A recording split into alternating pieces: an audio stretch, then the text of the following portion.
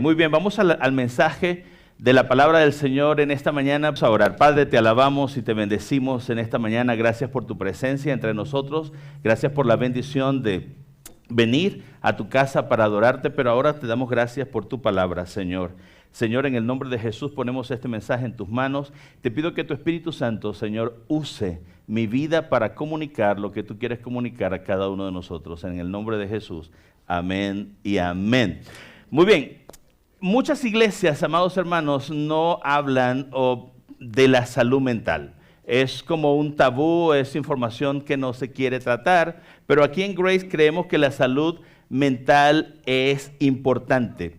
Y sobre todo, creemos que la palabra de Dios tiene respuesta a cada una de esas necesidades también. Por eso diseñamos esta serie de sermones de 2 semanas, que vamos a estar hablando sobre la salud mental. Hoy vamos a hablar de la ansiedad y la próxima semana vamos a hablar de la depresión. Especialmente queremos compartir mucha información científica que es valiosa, es importante que nosotros la conozcamos, pero queremos también derribar alguna de esos estigmas y barreras que tenemos sobre la salud mental y queremos saber qué dice la palabra del Señor sobre la salud mental. Por eso estamos predicando esta serie de sermones. Creemos que la iglesia es un santuario de sanidad y liberación para las familias y creemos que la iglesia es una comunidad redentora y de liberación. Por eso el mensaje de hoy se titula ¿Cómo vencer la ansiedad? Vamos a ver qué nos dice la palabra del Señor sobre vencer la ansiedad. Fíjense, es normal que nosotros como seres humanos, todos nosotros, sintamos ansiedad, especialmente en algunos momentos que enfrentamos situaciones nuevas, estresantes, que puede ser recibir una mala noticia, hacer un cambio en nuestra vida, mudarnos a una ciudad diferente, cambiar de trabajo, ir a un ambiente desconocido, tener una actividad para la cual no estamos preparados. Entonces, la ansiedad es normal en el ser humano, pero las personas con trastornos de ansiedad siempre tienden a preocuparse exageradamente. Y allí es donde está el problema. El problema es cuando esta sensación de temor, de preocupación, de inestabilidad se presenta exagerada y desproporcionadamente en nuestra vida, se hace excesivo. Eso es lo que llamamos entonces, o lo que los psicólogos denominan un trastorno de ansiedad. Es un temor excesivo, una preocupación ante situaciones que cualquier persona, cualquier ser humano, pudiera catalogar o considerar como cotidiano, como normal. Situaciones normales de la vida, esa preocupación excesiva, ese temor excesivo, ese miedo desproporcionado en circunstancias que realmente no representan una amenaza. Es lo que conocemos como un trastorno de ansiedad.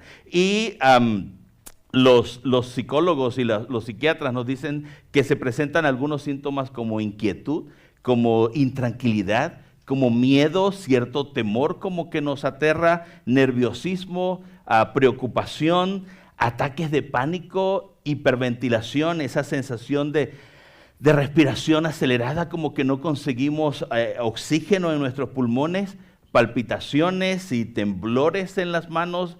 A veces las personas notan como cierto temblor en el cuerpo, sudoración, mareos, sensación de problemas gastrointestinales, tensión muscular, muchas veces sentir el cuerpo así como que los músculos apretados, presionados, incluso el insomnio también es otro de los síntomas de los trastornos de ansiedad.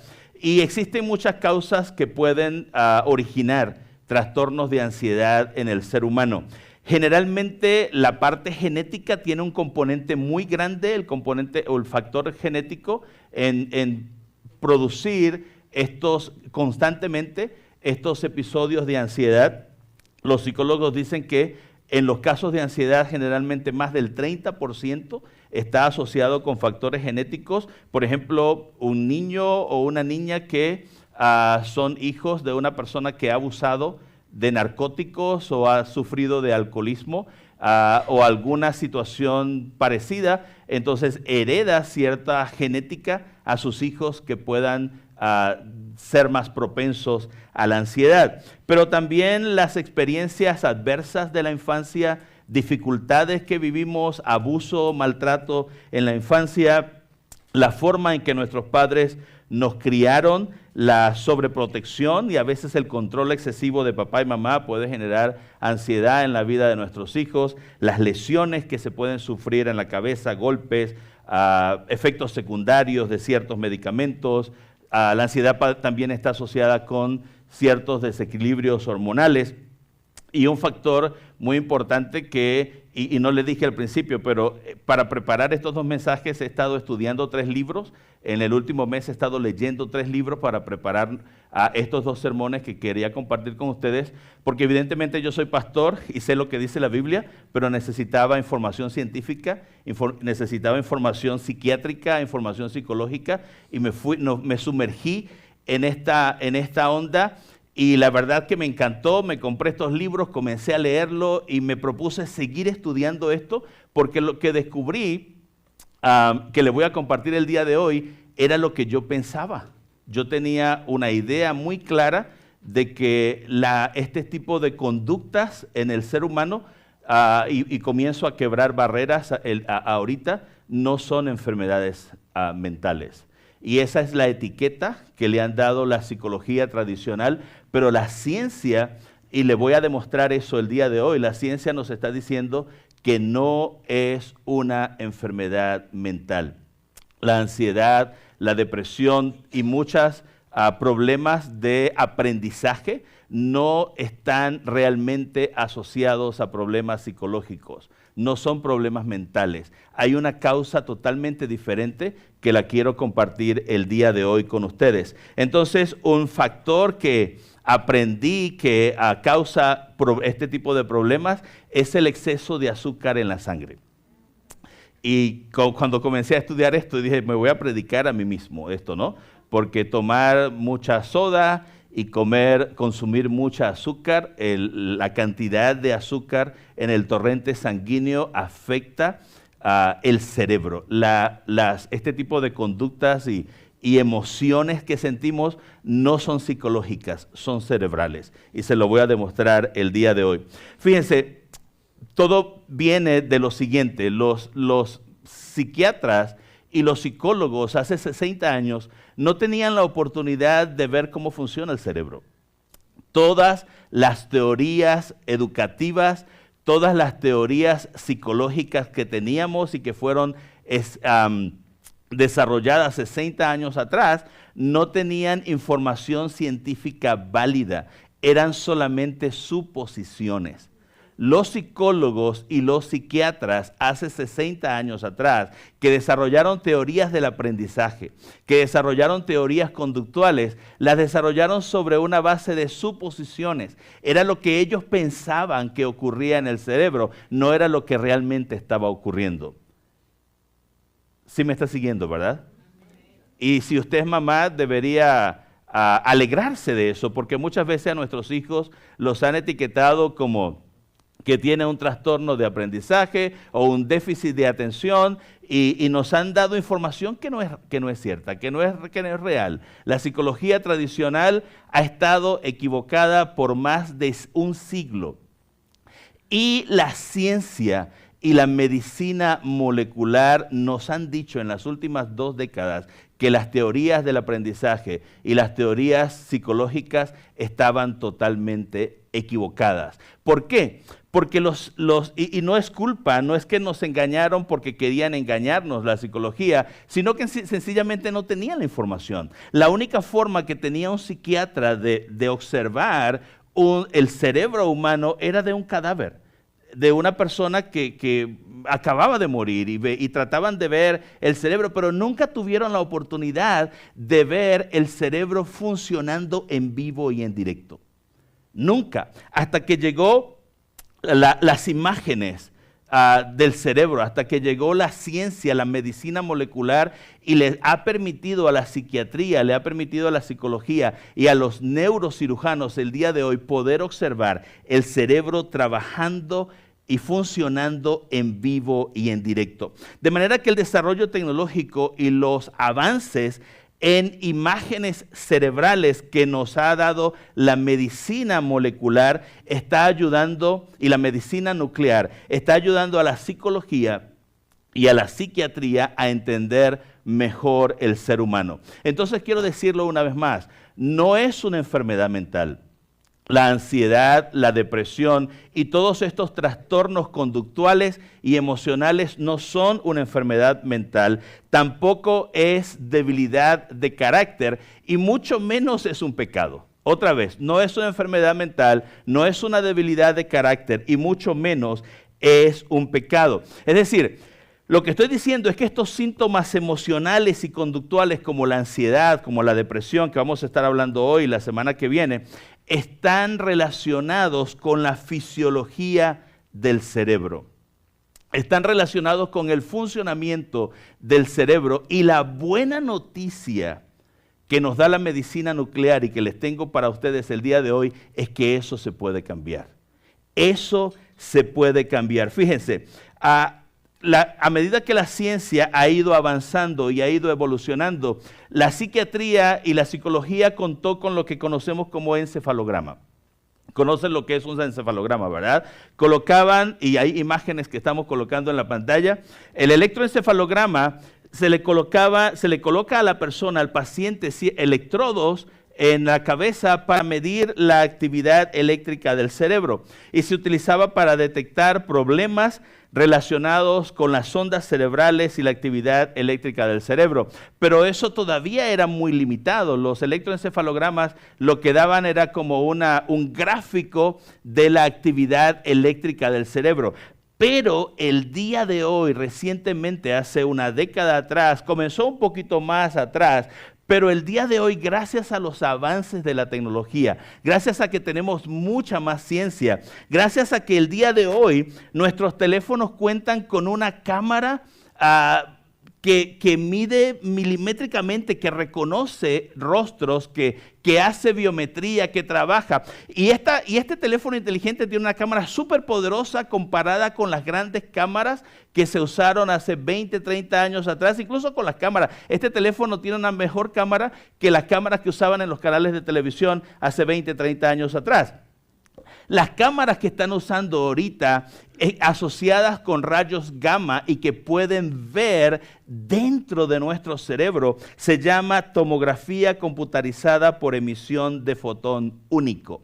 Ese es el mayor avance de tecnología en imágenes cerebrales el día de hoy. La tomografía computarizada por emisión de fotón único. En inglés las siglas son SPECT. Es una técnica que utilizan, que colocan un fármaco en el cuerpo que va directamente al órgano que se quiere observar y la cámara que emite rayos gamma capta ese químico que está en el cuerpo y emite una imagen real en vivo y en directo de ese órgano. Eso utilizado en la tomografía de cerebros le ha permitido a la psiquiatría ver el cerebro funcionando en vivo y en directo. Lo que no ocurría antes. Antes, para poder ver un cerebro, tenía la persona que estar muerta. No podían abrirle la cabeza así por así. Entonces, hoy día los psiquiatras, la neurociencia, puede ver cómo funciona el cerebro de un niño, cómo funciona el cerebro de un adolescente o de un anciano de 90 años. Y se puede observar cómo funciona el cerebro en diferentes circunstancias y en diferentes ambientes y en diferentes reacciones. Fíjense, estas imágenes nos han mostrado incluso que el pensamiento, la forma en que pensamos, produce cambios en nuestro cerebro. Voy a decir eso una vez más, porque eso nos lo ha dicho la Biblia siempre. La palabra de Dios nos ha dicho que la forma en que pensamos cambia nuestra manera de vivir. Lo prediqué recientemente, ¿cierto? ¿Recuerdan ese mensaje? Que la forma en que pensamos podemos cambiar la manera de vivir. Y mientras leía todos los artículos científicos que tuve que leer para preparar este mensaje, mientras leía estos 3 libros, que ya se los voy a mostrar, no sé si los pueden poner en pantalla, Estos científicos y neurocirujanos, este señor que seguramente está en pantalla, se llama el doctor Daniel Amen, es la eminencia en cerebro en los Estados Unidos y tiene las más altas certificaciones en imágenes cerebrales, y les recomiendo, si tienen la oportunidad y si necesitan estudiar más sobre ansiedad y sobre trastornos emocionales, comprar este libro. Y tiene otros en español extraordinarios. Lo estoy leyendo y desde que comencé a leerlo, comencé a comérmelo.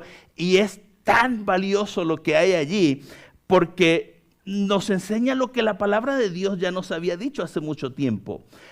Los científicos, déjenme decirle esto, los científicos, la psiquiatría, los psicólogos pensaban que el cerebro humano se desarrollaba en la infancia y a medida que la persona iba creciendo y pasaba a la edad adulta, ya los cambios eran inexistentes. Los científicos pensaban que el cerebro se envejecía. Hermanos, la medicina nuclear nos ha dicho que es una mentira, que era solo una suposición. Y quiero, fíjense, quiero referirme a dos textos bíblicos para darle una referencia bíblica de lo que estoy diciendo. Y es Romanos capítulo 12, versículo 2. Pablo le dijo a la iglesia de Roma: no se amolden a este siglo, sino sean, ¿qué cosa? Transformados mediante la renovación de su mente. Hay un concepto subyacente allí que se lo voy a comentar, científico, se lo voy a comentar el día de hoy. Y Filipenses capítulo 4, versículo 8, Pablo dice: por lo demás, hermanos, todo lo que es verdadero, todo lo honesto, todo lo justo, todo lo puro, todo lo amable, todo lo que es de buen nombre, si hay virtud alguna, algo digno de alabanza, en esto, ¿qué cosa? Pensad. ¿Por qué diría el apóstol Pablo eso? Tal vez Pablo no lo sabía, pero el Creador sí sabía que el pensamiento puede modificar el cerebro. Le voy a dar dos conceptos científicos en esta mañana. El primero se llama neuroplasticidad. Es un concepto científico en neurología, y lo que significa la neuroplasticidad, la definición científica es que es el proceso por el cual el cerebro puede reorganizar la actividad neuronal, reajustar su funcionalidad y crear nuevas conexiones entre neuronas. Es decir, el cerebro se renueva, nunca se envejece. El cerebro es plástico y va cambiando, no digo plástico de plástico de material, sino que la neuroplasticidad habla de esa habilidad del cerebro de ser maleable, de ajustarse y de cambiar. Es decir, que la neuroplasticidad cerebral se refiere a la capacidad del cerebro para adaptarse y cambiar como resultado de los pensamientos, las emociones, el lenguaje y la conducta. Otro término científico, neurogénesis. La neurogénesis, otro concepto de la neurociencia, es la capacidad que tiene el cerebro de crear neuronas nuevas, renovarse y transformarse. ¿Sabe? No sé si alguna vez escuchó que la gente comentaba que se le quemaban las neuronas, ¿sí recuerda? Y la gente decía: se te quemó una neurona o se te van a quemar las neuronas. Y como que si las neuronas se iban a acabar. Existen cientos de miles de millones de neuronas en nuestros cerebros y el cerebro tiene la capacidad de renovarlas diariamente. El cerebro no se envejece. Hermanos, eso nos lo había dicho la palabra de Dios hace mucho tiempo, y hace una década los avances y la ciencia, la medicina nuclear nos está hablando de estos dos conceptos, de la neuroplasticidad del cerebro y de la neurogénesis del cerebro. Es decir, que los avances en medicina nuclear nos están diciendo que enfocarse en pensamientos negativos y enfocarse en emociones dañinas reducen el flujo sanguíneo en el cerebro y lo dañan. Y eso es lo que hace el azúcar. Los niveles de azúcar alto en nuestra sangre lo que hacen es que evitan que la sangre fluya abundantemente en nuestro cerebro, y eso produce estos trastornos conductuales y estos trastornos de aprendizaje. El mensaje de hoy se titula ¿Cómo vencer la ansiedad? Y lo que quiero decirle hoy es que la ansiedad no es un pecado, no es una enfermedad mental, no es un problema conductual, es una señal que el cerebro nos emite. Es una señal que el cerebro nos está emitiendo, es un síntoma. Es una señal de alerta a lo que nosotros tenemos que prestarle atención. Y evidentemente hay tratamiento terapéutico, hay tratamiento clínico. De hecho, allí en el boletín le coloqué en la parte de atrás de sus boletines, hay un folleto, un libro electrónico de pocas páginas. Si usted escanea ese código QR, va a encontrar tratamiento para el cerebro, para la ansiedad y la depresión. Está extraordinario. Lea ese folleto que le coloqué allí con mucha información científica. Pero, ¿qué dice la palabra de Dios? ¿Qué dice la palabra de Dios sobre estas situaciones que enfrentamos? ¿Cómo puedo espiritualmente vencer la ansiedad? Fíjense, le quiero compartir una historia bíblica que está en Segunda de Crónicas, capítulo 20, versículos 1 a todo el capítulo técnicamente, pero allí si tiene su Biblia puede ubicarse o encenderlo en su celular. También va a estar en la pantalla en Segunda de Crónicas, capítulo 20. Y el contexto de esta historia es la victoria del pueblo de Israel, de Judá en particular, sobre los moabitas y los amonitas durante el reinado de Josafat, el cuarto rey de Israel. Y Josafat fue uno de los mejores reyes de Israel. Y dice así el texto bíblico: pasadas estas cosas, aconteció que los hijos de Moab y de Amón, es decir, los moabitas y los amonitas, y con ellos otros de los amonitas, vinieron contra Josafat a la guerra. Y acudieron algunos y dieron aviso a Josafat diciendo: contra ti viene una gran multitud del otro lado del mar y de Siria, y aquí están en Hasezón Tamar, que es en Gadi. Y dice el verso 3, entonces él tuvo temor. Y nos vamos a detener allí por un momento. Porque otra versión, la Nueva Traducción Viviente, dice: entonces Josafat quedó aterrado con la noticia. Ahora, lo que Josafat hace es lo que nos interesa en el sermón en esta mañana, pero permítame explicarle científicamente lo que está ocurriendo ahora mismo, en ese momento, en el versículo 3, en el cuerpo de Josafat. ¿Qué está pasando en el cuerpo de Josafat en el momento en que Josafat recibe esa noticia? Y el narrador bíblico, el historiador bíblico nos dice en el versículo 3 que Josafat, al recibir la noticia, quedó aterrado. Fíjense, Dios diseñó nuestro cerebro de una manera fascinante. No solamente nos dio cientos de millones de millones de neuronas y le dio al cerebro la capacidad de renovarse, sino que puso en el cerebro una cosita pequeñita que tiene el tamaño de una nuez, que se llama la amígdala. Está allí en el cerebro, creo que está allí en la pantalla. Una cosita allí, pequeñita, dentro del cerebro, que se llama la amígdala, y la función de la amígdala es enviar señales de alerta al cuerpo. La función de la amígdala es decirle, está en el cerebro y le emite señales al cerebro para que le diga a nuestro cuerpo a qué reaccione ante el peligro. Esa es la función de la amígdala. Es decir, que cuando usted va caminando por el bosque, por ejemplo, o va en algún senderismo y escucha algo que se mueve, la amígdala le dice inmediatamente que hay peligro. Y entonces usted tiene que tener precaución. Sí me está siguiendo, ¿verdad? Porque hay una reacción instintiva que el cerebro produce porque la amígdala emite una señal. No sé si le ha pasado que usted va caminando y su cuerpo siente que se desliza como si se resbala, ¿no? ¿Y qué trata de hacer uno? Trata de agarrarse en algún lado instintivamente. Usted no dice, ahora me estoy resbalando, me voy a agarrar de algún lado. ¿Dónde hay algo para agarrarme? No. Si usted se pone a pensar eso, pues de platanazo cae. La mayoría caemos de platanazo. Pero la amígdala le emite una señal al cuerpo y el cuerpo inmediatamente trata de buscar, porque la amígdala, esa pequeñita cosa, es para la supervivencia. En cualquier circunstancia, en cualquier momento, la amígdala manda una señal para decir, hey, peligro, peligro, alerta, alerta. Bueno, lo que está ocurriendo aquí en la historia bíblica es que la amígdala le comienza a decir, cuando Josafat recibe la noticia de que hay 3 ejércitos enemigos, la amígdala le dice a Josafat, peligro. ¿Y qué produce el cuerpo? Terror.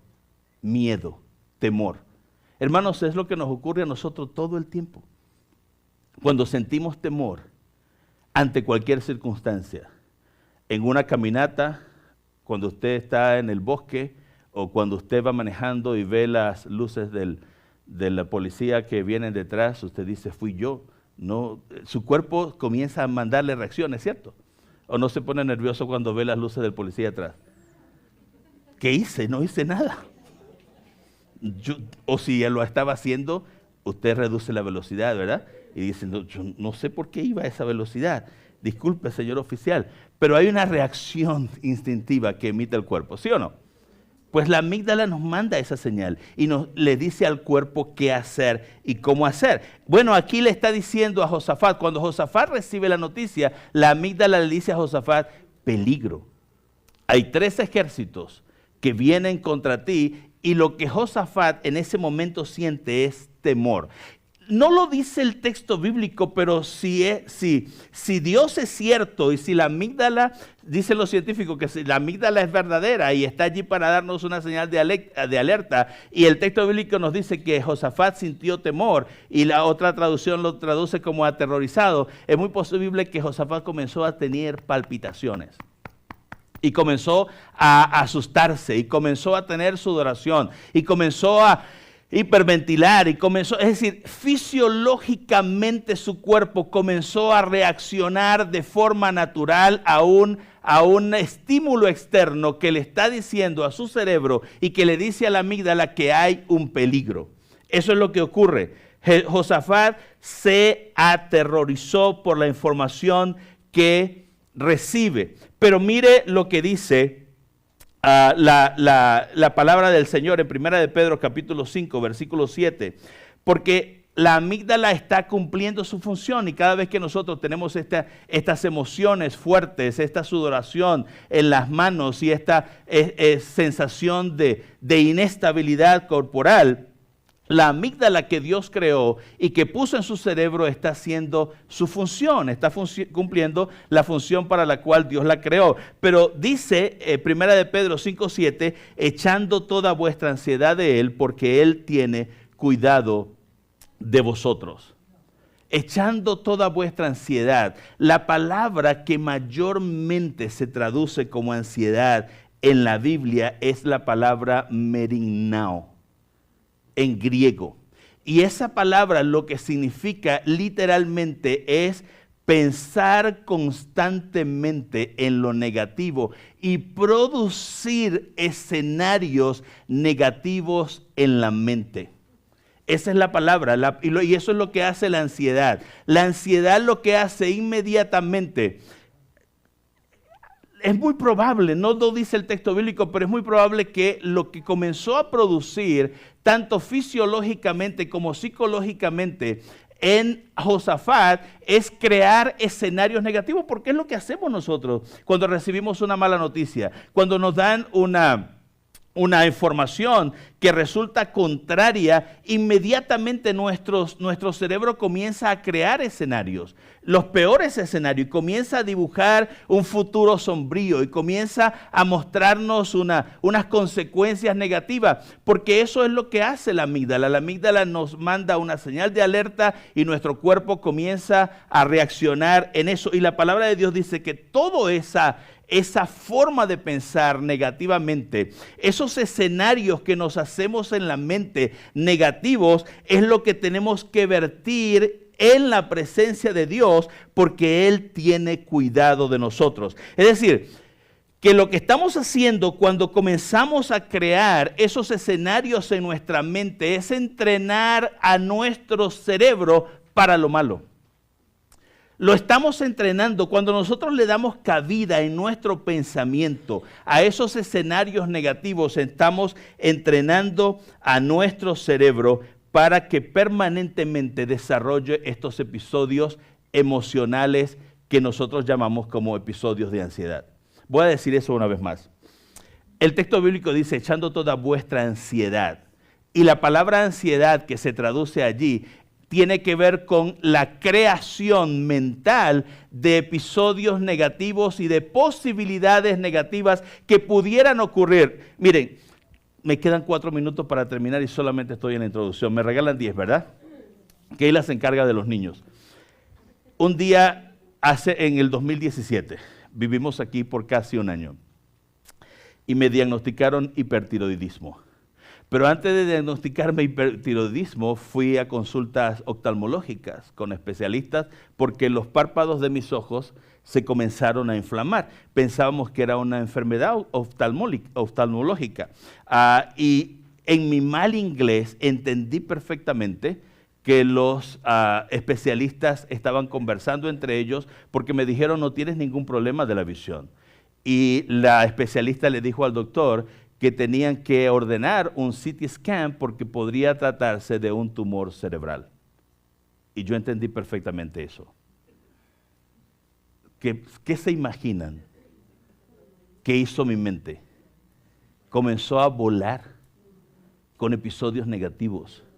Yo recuerdo perfectamente, mientras estaba preparando este sermón, me recuerdo como un tonto llorando, manejando el Vans de la iglesia que era una Suburban que tenía la iglesia antes, que usábamos nosotros, llorando desesperadamente. Y me veía ya Junior moviendo la silla de ruedas y yo ahí con un tumor cerebral y que iba a morir. Mi mente comenzó a crear. Mi hijo tenía 9 años y yo literalmente imaginé, y uno comienza a asociar. Precisamente en ese momento había un hermano aquí en la iglesia que tenía un tumor cerebral. Y yo las imágenes que tenía de él las convertí en mías. Y comencé a ver a Junior, literalmente hermano, vi a Junior traerme a la iglesia en una silla de ruedas. Porque nuestra mente hace eso. Se llama meringnao en griego. Nuestra mente comienza a cavilar en el pensamiento y crear escenarios negativos. Eso es lo que el texto bíblico dice que tenemos que traer a la presencia de Dios. Traigan toda su ansiedad, todos sus escenarios negativos, todos sus pensamientos nocivos. Porque ¿qué ocurre cuando usted piensa de esa manera? Todas sus energías se vienen abajo. Usted comienza a sentirse mal. Usted comienza a sentirse que la vida se acaba, que no hay esperanza y todo el panorama se vuelve gris. Usted ve a sus hijos creciendo sin un papá, sin una mamá. Usted ve todo el futuro un desastre. Y eso comienza incluso a producir, lo comienza a somatizar. Comienza usted a sentir cosas por lo que piensa. Ya yo sentía que la cabeza me pesaba más. Pues tenía un tumor cerebral allí. Entonces sentía la cabeza pesada, ¿no? Y sentía como que yo soy cabezón, pero sentía que las gorras no me quedaban, ¿verdad? Uno comienza a pensar y a sentir cosas, ¿sí o no?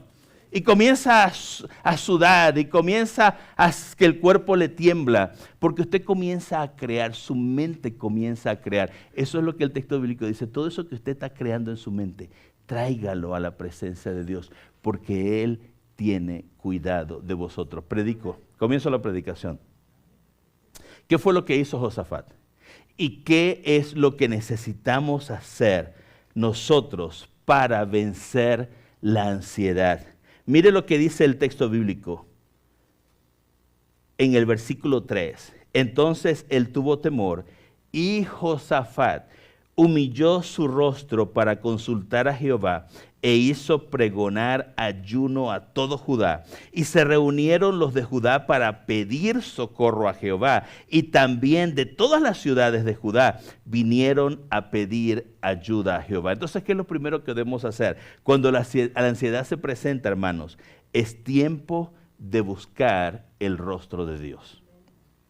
cuando su mente comience a crear todos esos escenarios sombríos, esas ideas lúgubres, todas esas cosas que comienzan a voltearse en su contra y que comienzan a aterrorizarlo, porque es lo que dice el texto bíblico, que Josafat sintió miedo y comenzó su corazón seguramente a palpitar aceleradamente y a hiperventilar. Pero lo primero que Josafat hace es buscar el rostro de Dios. Hermanos, si usted tiene tiempo en esta tarde, no tengo mucho tiempo, pero en el versículo 6 dice, le voy a leer la oración de Josafat y dijo, versículo 6, a Jehová Dios de nuestros padres, ¿no eres tú Dios en los cielos y tienes dominio sobre todos los reinos de las naciones? ¿No está en tu mano tal fuerza y poder que no hay quien te resista, Dios nuestro? ¿No echaste tú los moradores de esta tierra de delante de tu pueblo Israel y la diste a la descendencia de Abraham, tu amigo para siempre?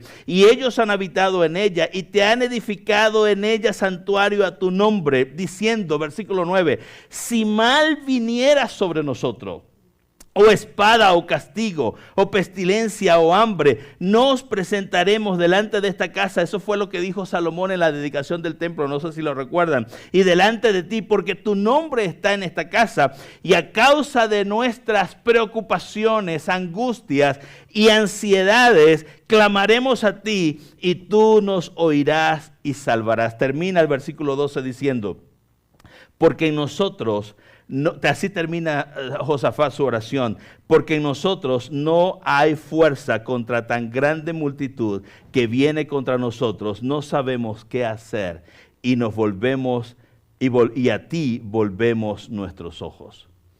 Es normal que nos sintamos ansiosos ante una situación adversa, porque eso es una señal que el cerebro nos está emitiendo y nos está mandando. ¿Qué debemos hacer?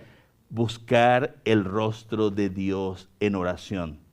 Hermanos, ¿sabe qué dice la doctora Caroline Leaf? Ahí están sus libros, los dos que estoy leyendo. He estado leyendo durante estas semanas. Dice que la neurociencia ha demostrado que 12 minutos de oración, 12 minutos de oración constantemente durante 8 semanas, durante 60 días, tienen el poder para cambiar la dinámica del cerebro, y esto se puede ver en tomografías cerebrales.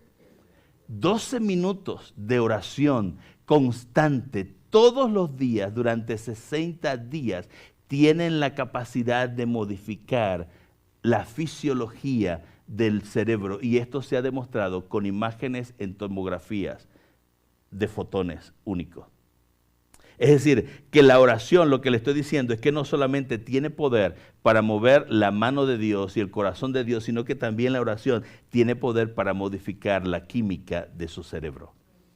La oración, yo pensé que iban a decir un amén, hermanos, a esto. La oración no solamente toca el corazón de Dios y mueve el poder de Dios, sino que también modifica la química de su cerebro. Número 2, ¿qué hacer para vencer o cómo vencer la ansiedad? Cuando la ansiedad se presenta, es tiempo de hacer una pausa. Cuando la ansiedad se presenta, es tiempo de descansar. Es tiempo de hacer una pausa, es tiempo de estar quieto. Y quiero confesarles que yo lucho con eso, porque yo soy un activador. Yo siempre estoy tanto trabajando como poniendo a la gente a trabajar. Pero hay veces que Dios dice que debemos movernos y movilizarnos para actuar, pero muchas veces y en algunas circunstancias Dios nos va a decir que es tiempo de quedarnos quietos, de no hacer nada, de descansar y de hacer una pausa. Y es lo que he estado aprendiendo y he estado cortando y dejando cosas que tengo mi agenda increíblemente full de trabajo, y he decidido después de preparar estos sermones que hay cosas que tengo que dejar de hacer y que hay cosas que tengo que cortar en mi vida. Mire lo que dice el versículo 13. Y estaba todo Judá, estaban en pie delante de Jehová con sus niños y sus mujeres y sus hijos, y estaba allí Jaasiel, hijo de Zacarías, hijo de Benaía, hijo de Jehiel, hijo de Mataías, levita de los hijos de Asad, sobre el cual vino el Espíritu de Jehová en medio de la reunión y dijo, oíd Judá todo y vosotros moradores de Jerusalén, y tú, rey Josafat, Jehová os dice así, no temáis, ni os amedrentéis delante de esta multitud tan grande, porque no es vuestra la guerra, sino de Dios. Mañana descenderéis contra ellos, y he aquí que ellos subirán por la cuesta de Cis, y los hallaréis junto al arroyo antes del desierto de Jehuel. Y no habrá para que peleéis vosotros, en este caso, paraos, estad quietos, y ved la salvación de Jehová con vosotros. Entonces quiero escenificarle esto. Mire, el rey está allí delante de toda la congregación y está todo el pueblo reunido y un profeta llega y dice, no necesitamos pelear. La noticia, no sé si me está siguiendo, pero la noticia es que hay 3 reyes y el texto bíblico que vienen en contra de Judá, y el texto bíblico nos dice exactamente la ubicación donde estaban. Hermano, estaban muy cerca de la ciudad, estaban en Ben Adi, que está al noroeste del Mar Muerto, cerquitita allí de la ciudad. Y el rey dice, pues esta es la noticia que tenemos, y un profeta dice, no hay que hacer nada, hay que estar quietos y Dios nos va a salvar. Esa no hubiese sido mi respuesta es que ya yo hubiese tenido mi casco puesto, mi escudo, mi lanza, mi espada y seguramente una espada de repuesto, y que los niños hubiesen estado escondidos ya en una cueva bien lejos de la ciudad, porque ese soy yo reacciono de esa manera, pero hay veces en que Dios nos dice que hay que hacer una pausa en nuestra vida y descansar y quitar cosas de nuestra vida que seguramente nos están afectando emocionalmente y que seguramente están gastando nuestras energías físicas, y eso está produciendo un desgaste en la forma en que funciona nuestro cerebro. Número 3, ¿qué es lo que hace Josafat y su pueblo para vencer la ansiedad? Cuando la ansiedad se presenta es tiempo de alabar a Dios. Y usted dirá, bueno, ya el pastor está bien con la oración, le creo lo que dijo de la oración, y está bien, le creo lo que dijo de estar quieto, pero cantar en medio de una situación emocional, sí, hermano, alabar. La alabanza libera. Hay poder en la alabanza que libera. Entonces no solamente orar, no solamente estar quieto y descansar, sino alabar. Y esto fue lo que hicieron. Mire lo que dice el versículo 18 de 2 de Crónicas 20. Entonces Josafat se inclinó rostro a tierra, y asimismo todo el pueblo, los moradores de Jerusalén, se postraron delante de Jehová. ¿Y qué dice que hicieron? Y adoraron, comenzaron a cantar. Y se levantaron los levitas, hijos de Coat, y de los hijos de Coré, para alabar a Jehová, el Dios de Israel, y comenzaron a entonar cánticos con fuerte y alta voz. Hermanos, esta gente durmió, después que le trajeron esta noticia, ellos durmieron tranquilos toda la noche. No tuvieron ataques de pánico. Mire lo que dice el versículo 20, y cuando se levantaron por la mañana, ¿se da cuenta? Que durmieron tranquilos toda la noche. No hubo nadie aterrorizado. Salieron al desierto. ¿Y qué fue lo que hicieron? Se pusieron de acuerdo para que delante del ejército, en vez de colocar a sus mejores guerreros, ¿sabe a quién colocaron? A los cantores, a los coristas. Dice el versículo 21, y habido consejo con el pueblo, puso a algunos que cantasen y alabasen a Jehová vestidos de ornamentos sagrados mientras salía la gente armada, y que dijesen glorificad a Jehová porque su misericordia es para siempre. Es decir, que el grupo de alabanza iba al frente de la batalla. Versículo 22, y cuando comenzaron a entonar cánticos de alabanza, Jehová puso en contra a los hijos de Amón y de Moab y del monte de Seir las emboscadas de ellos mismos que venían contra Judá, y se mataron los unos a los otros. Dios hizo el milagro porque se necesita fe para creer cuando estás sufriendo. Cuando enfrentas la ansiedad, se necesita fe para vencer, y Dios habita en medio de la alabanza. Hay sanidad y liberación en la alabanza. Hermanos, pongámonos en pie. Entonces, cuando estés ansioso, ¿cómo vencer la ansiedad? Ora, busca el rostro de Dios. la ciencia nos está demostrando que la oración no solamente mueve el corazón de Dios, sino que modifica la química de nuestro cerebro. Cuando estés ansioso, descansa. Seguramente estás trabajando demasiado. Seguramente has llenado la vida con tantas cosas. Hay una carga emocional exagerada seguramente en tu corazón. Trata de descansar. Tal vez necesitas dormir un poco más. De repente no estás durmiendo las horas necesarias y tu cuerpo no está descansando lo suficiente.